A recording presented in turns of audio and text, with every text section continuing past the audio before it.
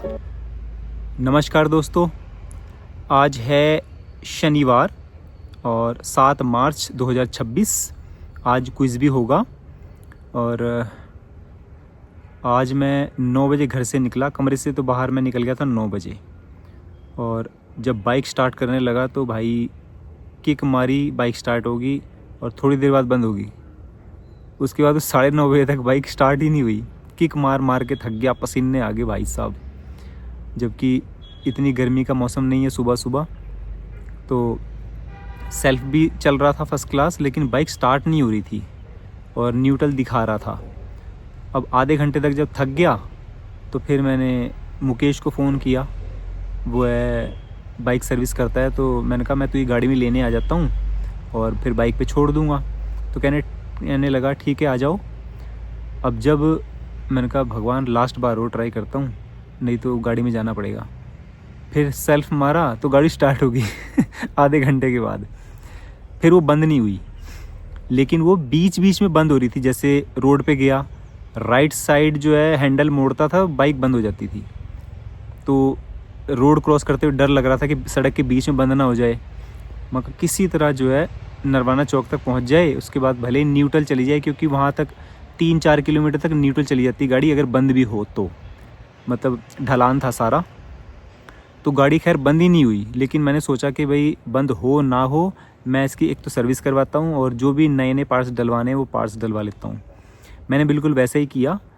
कुछ wire change हुई थी, फ़िल्टर चेंज हुआ था और सर्विस के 600 जो हैं, पर उसने टोटल अमाउंट 600 ही ली। और जो भी ठीक करना था वो कर करा के, और बाइक फ़र्स्ट क्लास होगी और अभी कोई दिक्कत नहीं है। मतलब अभी उस बाइक के ऊपर ही सारा काम करना होता है ना। लोकल तो उसी बाइक पे करना होता है, तो बाइक ही अगर ढंग से काम नहीं करेगी तो फिर कैसे चलेगा। तो बाइक का काम ठीक होगा और उसके बाद फिर मैं एक पार्ट टाइम पे नहीं जा सका। मैंने कहा एक स्किप कर देते हैं, मंडे को कर लेंगे। तो आज एक ही फर्म का काम पूरा हुआ। अभी मैं आता हूँ शिव पुराण के कोटि रुद्र संहिता के 24वें और 25वें अध्याय पे। ये 24वां और 25वां अध्याय जो है ये एक दूसरे से जुड़ा हुआ है, और इसमें जो है हमारी माता अहिल्या और उनके पति ऋषि गौतम, आपने नाम भी सुना होगा। अहिल्या माता वही हैं जो रामायण काल में यानी त्रेता युग में गौतम ऋषि जी अपने ही पति के द्वारा श्राप दिए जाने पर पत्थर हो गई थी, और मतलब कुछ भूल हो गई थी और भूल भी नहीं हुई थी। वो कथा पे मैं फिर कभी आऊँगा कि किस कारण श्राप मिला था। फ़िलहाल इतना ही बता दूं आपको कि उनके ही पति ऋषि गौतम जी ने उनको श्राप दिया था कि तू जड़ हो जा, पत्थर हो जा। तो पत्थर हो गई थी कि एक युग बीत जाने के बाद जब त्रेता युग की बारी आई और रामायण घटित हुई, तब भगवान श्री रामचंद्र जी ने अपने पाँव के स्पर्श से अहिल्या को फिर से एक सुंदर स्त्री के रूप में बदल दिया, और वो अपने शरीर को त्याग कर अब उनकी आत्मा जो थी वो गौतम ऋषि में समा गई स्वर्ग लोक में, है ना। तो यहाँ ये कथा जो है ऋषि गौतम और अहिल्या जी के बारे में है। गौतम ऋषि जी ब्रह्मगिरी पर्वत पर जो है तपस्या करते थे, वहीं रहते थे, और ये जगह है त्र्यंबकेश्वर में। अब त्र्यंबकेश्वर में हुआ क्या कि अकाल पड़ गया, जल का अकाल, सूखा पड़ गया, अनावृष्टि हुई, जैसे वर्षा ना होना, और जो पशु पक्षी थे उस स्थान को छोड़ के अन्यत्र चले गए थे, और गौतम ऋषि जी के जो साथी थे, दूसरे साधु संत थे, वो भी छोड़ के चले गए थे। उनके शिष्य जो थे वो भी छोड़ के चले गए थे। वहाँ सिर्फ माता अहिल्या और गौतम ऋषि ही रह गए थे। अब गौतम ऋषि ने तप करने का सोचा, क्योंकि उन्होंने सोचा कि एक ध्यान योग ही ऐसा माध्यम है जिससे भूख प्यास नहीं लगती है। तो वो 6 महीने के लिए ध्यान मुद्रा में चले गए और मांगलिक तप किया। अब ये मांगलिक तप जो होता है, ये होता है कि धर्म की स्थापना के लिए और लोक कल्याण के लिए। इसमें अपना निजी स्वार्थ नहीं होता, इसलिए इसको मांगलिक तप कहते हैं। तो उन्होंने 6 महीने का लगातार मांगलिक तप किया, और इस मांगलिक तप से प्रसन्न होकर वरुण देव प्रकट हुए। जबकि वो जल के लिए प्रार्थना कर रहे थे, किस देवता की कर रहे थे पता नहीं, लेकिन वरुण देव प्रकट हुए। अब वरुण देव कौन है? वो जल के देवता हैं। वरुण देव जी ने उनसे प्रसन्नता में कहा कि मैं तुम्हारी तपस्या से खुश हूँ, वर मांगो। अब गौतम जी तो एक ही चीज़ मांगने के लिए तपस्या कर रहे थे, तो एक ही चीज़ मांगेंगे ना। उन्होंने वरुण देव से कहा कि मुझे जल दीजिए। वरुण देवता ने इनकार कर दिया कि तुम कुछ और मांग लो, क्योंकि भगवान शिव की आज्ञा के बिना मैं आपको जल नहीं दे सकता। अब गौतम ऋषि ने कहा कि मैं तपस्या तो जल के लिए ही कर रहा था और जल के देवता आप हैं, अगर आप मुझे प्रसन्न हैं तो मुझे जल ही चाहिए और अन्यथा कुछ नहीं चाहिए। वरुण देव जो थे वो फिर सोचने लगे और भगवान शिव के ध्यान में बैठ गए। भगवान शिव का ध्यान करने के बाद उन्हें आज्ञा मिली और फिर उन्होंने गौतम ऋषि को कहा कि एक हाथ का गड्ढा खोदो। गौतम ऋषि ने बिल्कुल वैसा ही किया, एक हाथ का जो है गड्ढा खोदा। तो वरुण देव ने क्या किया, उसमें अपना शक्तिपात किया। शक्तिपात से जो है उस गड्ढे में जल भर आया। अब वो जल अक्षय जल था, यानी कभी ना समाप्त होने वाला जल। और ये त्र्यंबकेश्वर में ये गड्ढा आज भी है। और ये जगह कहाँ है पड़ती है, महाराष्ट्र में नासिक ज़िला है, वहाँ ब्रह्मगिरी पर्वत के पास जो है ये गड्ढा आज भी है। तो मेरा व्लॉग वहाँ का भी रहेगा। एक्चुअली मैं कोई भी मंदिर जो है भारत में छोड़ना नहीं चाहता, चाहे वो दूर हो या पास हो। बस सवाल यही है कि अगर दूर है तो उसके लिए कैसे जाया जाए। तो उसके लिए साल में एक बार या 6 महीने में एक ही बार लॉन्ग टूर हो सकता है, हर महीने तो नहीं हो पाएगा। फिर भी हम कथा को आगे बढ़ाते हैं, व्लॉग ज़रूर होगा। उसमें जब अक्षय जल आ गया, अब गौतम ऋषि जो है वो अपने स्थान पर वापस आ गए। वरुण देव जो हैं उन्हें आशीर्वाद दे के अंतर ध्यान हो गए। उसके बाद गौतम ऋषि ने जो तपस्या की थी और जब ये अनावृष्टि हुई थी, अकाल पड़ा था, तब गौतम ऋषि जी के जो दूसरे साथी थे, उनके शिष्य थे, वो चले गए थे, वो वापस आ गए। पशु पक्षी जो थे वो भी वापस आ गए। अब गौतम ऋषि ने अपने शिष्यों को भेजा कि थोड़ा जल लेकर आओ, उनको पीना होगा। तो शिष्य जो थे वहाँ गत्र में गए, गत्र माने गड्ढे के पास ही गए जल लेने के लिए। और जब जल भरने लगे तो ऋषि की पत्नियों ने उनको रोक दिया, शिष्यों को, कि वहीं रहो, दूर रहो, नज़दीक मत आओ। पहले हम जल भरेंगी, उसके बाद तुम जल भरना, और वो भी दूर से ही भरना, इसके बीच में मत आना पानी के। क्रोध से कहा। अब शिष्यों को अच्छा नहीं लगा, उन्होंने जल लिया ही नहीं और वो गौतम ऋषि जी के आश्रम में वापस आ गए और सारा वृत्तांत कह सुनाया कि ऐसे ऐसे ऋषि पत्नियों ने जो है हमें ये बात कही। अब अहिल्या देवी जो थी वो शिष्यों को लेकर उसी गत्र पर गई और देखा कि वहाँ कोई भी नहीं था। और अहिल्या देवी ने कहा कि तुम जल भर लो, मैं देखती हूँ कौन रोकता है। अब किसी ने रोका तो नहीं, लेकिन वो ऋषि पत्नियाँ जो थी वो पेड़ की आड़ में सारी छुपकर ये सारा दृश्य देख रही थी। और जब वो पानी भरकर वापस गौतम ऋषि के पास आए तो ऋषि पत्नियों ने अपने अपने पतियों से, ऋषियों से शिकायत की और क्रोध भी किया कि वो अपने शिष्यों को भेज देते हैं और हमें अच्छा नहीं लगता, ये है वो है। सभी ऋषि जो थे वो बदला लेना चाहते थे। अब बदला माने आप समझ लीजिए कि गौतम ऋषि को वहाँ से भगाना चाहते थे, है ना, कि गौतम ऋषि जो है इस जगह को छोड़कर चले जाएं।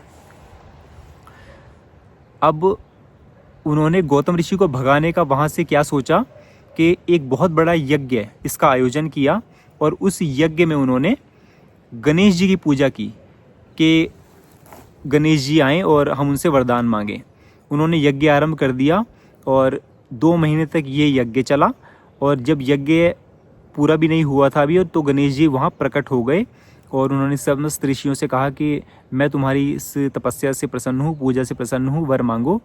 अब ऋषियों ने मांगा क्या, मतलब इंसान के मन में इतनी ईर्ष्या पहले भी थी। ये नहीं कि कलयुग में ही लोग दूसरे के सुख को देख के दुखी होते हैं और दुख को देख के सुखी होते हैं, लेकिन ऐसा जो है पहले युगों में भी होता था।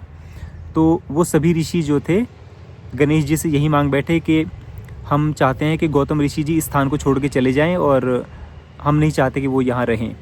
अगर आप हमारी तपस्या से प्रसन्न हैं तो हमें ये वरदान दीजिए। गणेश जी ने उनको समझाया कि गौतम ऋषि जो धर्म की स्थापना करने वाले हैं और उन्होंने तो आज तक किसी का ऐसे अनर्थ किया नहीं है, तो तुम लोग ऐसा क्यों कर रहे हो। ऋषियों ने कोई जवाब ना देते हुए यही कहा कि हम कुछ नहीं जानते, अगर आप हम पे प्रसन्न हैं तो हमें ये वरदान दीजिए कि गौतम ऋषि यहाँ से इस स्थान को छोड़ के चले जाएं। बस वो चुप हो गए। गणेश जी ने फिर समझाया कि जब यहाँ अकाल पड़ा था ब्रह्मगिरी पर्वत पे और पूरे त्र्यंबकेश्वर में, तो उन्होंने जल की स्थापना अकेले ही की थी और कोई नहीं था उनका साथ देने वाला। उनकी वजह से ही यहाँ अक्षय जल है। ऋषियों ने फिर उनकी बात को काटते हुए कहा कि हम चाहते हैं, अगर आप हम पे प्रसन्न हैं तो हमें ये वरदान चाहिए ही चाहिए। गणेश जी ने कुछ और ना कहते हुए कहा कि तथास्तु। और आने वाले जो हैं समय के लिए भी आप तैयार रहिए और आप सबको उनसे क्षमा मांगनी पड़ेगी, ऐसा मैं कह के जा रहा हूँ। अब वो गणेश जी जो हैं अंतर्ध्यान हो गए और उसके बाद गणेश जी को लीला तो करनी थी, क्योंकि वो गौतम ऋषि जी के पास जाके ये तो बोल नहीं सकते थे कि भाई ऐसे ऐसे सारे ऋषि तुमसे क्रोधित हैं, नाराज़ हैं, तो तुम ये स्थान छोड़ के कहीं और चले जाओ। लेकिन उन्हें लीला रचनी थी और लीला के रूप में गणेश जी ने क्या किया, एक दुर्बल गाय का रूप धारण किया। कमज़ोर गाय, दुबली पतली गाय थी, उनका रूप धारण किया और ब्रह्मगिरी पर्वत के आसपास जो था जौ थी थोड़ी सी, और गाय ने जो था उस जौ का भक्षण कर लिया, जौ खा ली। जौ आप समझते हैं ना, जो दशहरे के आसपास ही पहुँचते हैं और नौरते रखते हैं कान में, वो जौ होती है। तो जैसे ही गौतम ऋषि जी ने उस गाय को देखा कि जौ तो ख़त्म हो गया है और गाय जो है कितनी पतली है, कमज़ोर हो गई है, तो उन्होंने एक तृण लिया, तिनका लिया और उससे बहुत सारी घास बना दी। और जैसी वो घास बनी तो वो गाय जो थी वो पृथ्वी पर गिर पड़ी और देखते ही देखते उसकी मृत्यु हो गई गाय की। अब सभी ऋषि मुनि और उनकी पत्नियां दौड़े दौड़े आए और गौतम ऋषि जी पे और अहिल्या जी पे चिल्लाने लगे कि तुम हत्यारे हो और तुमने गाय की हत्या की है, तुम्हें गौ हत्या का पाप लगेगा, भगवान शिव क्रुद्ध हो जाएंगे और यहाँ फिर से सूखा पड़ेगा, सब तुम्हारे कारण होगा। अब वो उन्हें गालियाँ देने लगे, उल्टा सीधा बोलने लगे और बोल बोल के ये कहने लगे कि तुम यहाँ से चले जाओ। और कुछ ऋषियों ने जो है पत्थरबाजी भी की, गौतम जी को पत्थर मारे और अहिल्या जी को उन ऋषि पत्नियों ने बुरा भला कहा। गौतम जी और अहिल्या जी थे उस स्थान को छोड़ के कहीं और चले गए, कुछ कोस की दूरी पे, और वहाँ जो है वो 1 मास तक रहे।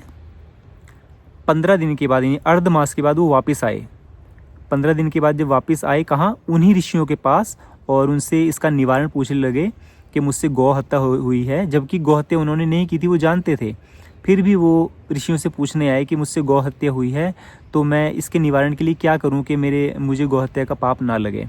अब उन ऋषियों ने उनको क्या बताया, कितनी उल्टी सीख दी कि पहले तुम संपूर्ण पृथ्वी का भ्रमण करके आओ, उसके बाद जब भ्रमण करके वापस आ जाओगे तो ब्रह्मगिरी पर्वत जो है इसकी 1000 परिक्रमा तुम्हें पूरी करनी है और 1 मास का व्रत भी रखना है, ठीक है।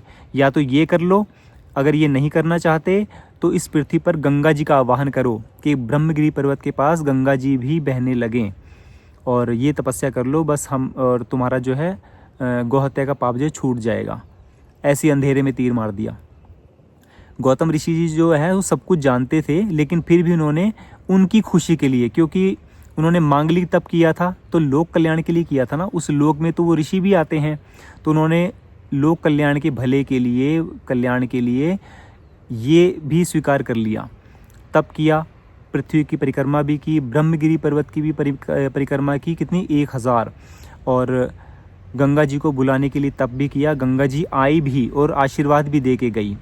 उसके बाद समस्त ऋषिगण और उनकी पत्नियां जो हैं गौतम ऋषि के पास वापस आई और उनके चरणों में गिरकर माफ़ी मांगी और स्तुति भी की, और जो है आसमान से जो है पुष्पों की वर्षा हुई और गौतम ऋषि जो अहिल्या दोनों जो हैं उनको वापस उस स्थान पर बुला लिया गया जहां से उन्हें धुतकार कर भगा दिया गया था।